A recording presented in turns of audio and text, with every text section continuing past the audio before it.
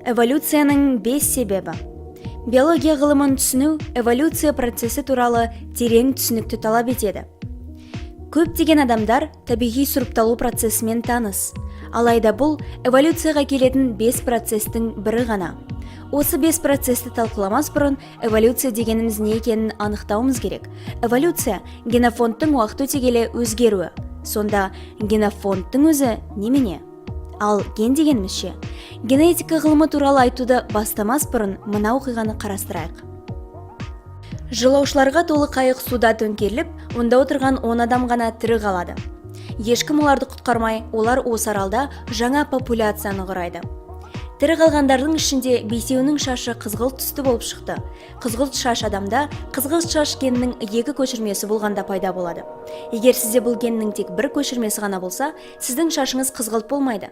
Мұны жеңілдету үшін бұл 5 адамның бойында ондай ген жоқ деп есептейміз. Сонымен қызғылт шаш генінің бастапқы жиілігі 50% немесе 20-дан 10 ген. Бұл гендер жиынын генофонд дейді. 20 түрлі ген жиыны карталар жинағына ұқсас. Және ұрпақтың ауысуымен бұл карталар араластырылады. Карталар араластырылып, келесі ұрпаққа беріледі. Жинақ сол күйінде қалады. Онда 50% қызғылт шаштылар. Гендер араластырылғаннан кейін келесі ұрпаққа беріледі. Генофонд өзгеріссіз қалады. Уақыт өте келе, халық санының өсуіне қарамастан, жиілік 50% шамасында болып қалуы керек. Ал егер бұл жиілік өзгерсе, эволюция орын алды деген сөз. Эволюция ол тек генофондтың уақыт өте келе өзгеруі. Бұны карталар мысалында қарастырыңыз. Қашанда жинақта карталар жиілігінің өзгеруі ол эволюция. Жиіліктің өзгеруін тудыра алатын 5 процесс бар. Осы процестерді есте сақтау үшін біз шынашақтан бас бармаққа қарай 5 саусағымызды қолданайық. Шынашақ сізге халық санының азаюы мүмкін екендігін еске түсіру керек. Халық санының азаюы үлкен рөл атқарады. Мысалы, егер эпидемиядан кейін тек 4 адам аман қалса, олардың гендері жаңа генофондты құрайды. Келесі, аты жоқ саусақ сізге жұптасу туралы еске түсіру керек. Себебі сақина некені білдіреді. Адамдар жарын оның бет-келбеті немесе туған жеріне негізделіп таңдағанда ген жиілігі өзгеру мүмкін. Егер қызғылт шашты тек қызғылт шаштымен жұптаса, олар жаңа популяцияны қалыптастыра алады. Ал егер ешкім қызғылт шаштылармен жұптаспаса, бұл ген азаюы мүмкін. Келесі саусақ ортаңғы. Ортан саусақ басындағы М әрпі сізге мутация сөзін еске салады.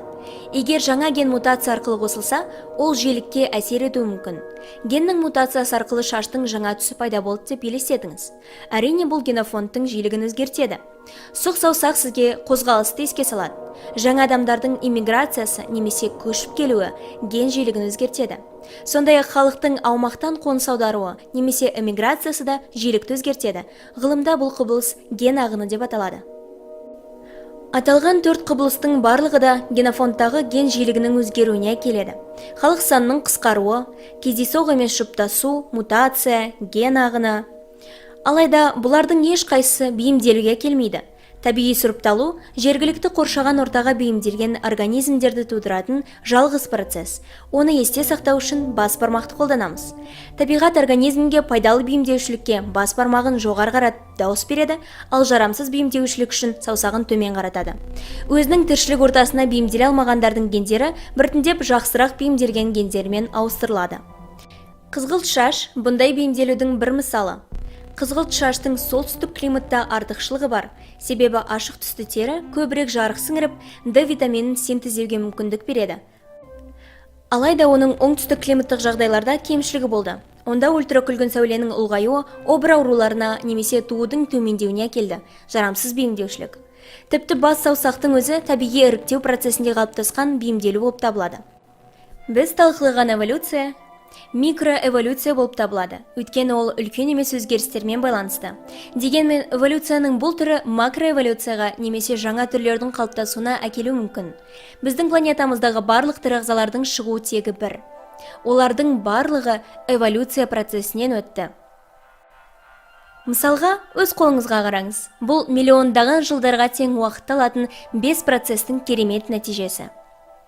Дәл қазір эволюцияның 5 негізгі себептерін еске түсіре аласыз ба? Егер есте сақтамасаңыз, қайта оралып, сол бөлімді қайтадан қараңыз. Ал егер барлығын еске түсіре алсаңыз, өзіңізге немесе қасыңыздағы көршіге 5 беріңіз. Сіздермен болған IQ. Келесі бөлімдерде кездескенше.